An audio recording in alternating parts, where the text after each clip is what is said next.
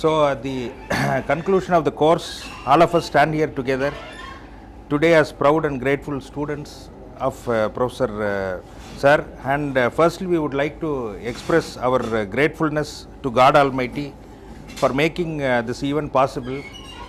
I would like to express our heartfelt thanks to the management, the Vice Chancellor and the Dean for encouraging us to conquer frontiers that previously we thought was unreachable.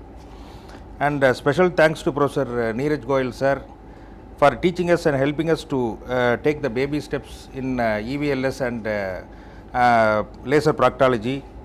Sir was very encouraging and skilled as a teacher and very humble as a person in spite of all his achievements, and he has guided us very well the last 2 days. I would like to thank the Oreol Academy, Professor ARK Sir, Professor Sendil Sir and other members of the organizing team for this wonderful and skillful and perfect coordination in organizing this event. We would like to thank the senior professors, junior professors and other colleagues and PGs for the grand success of the event.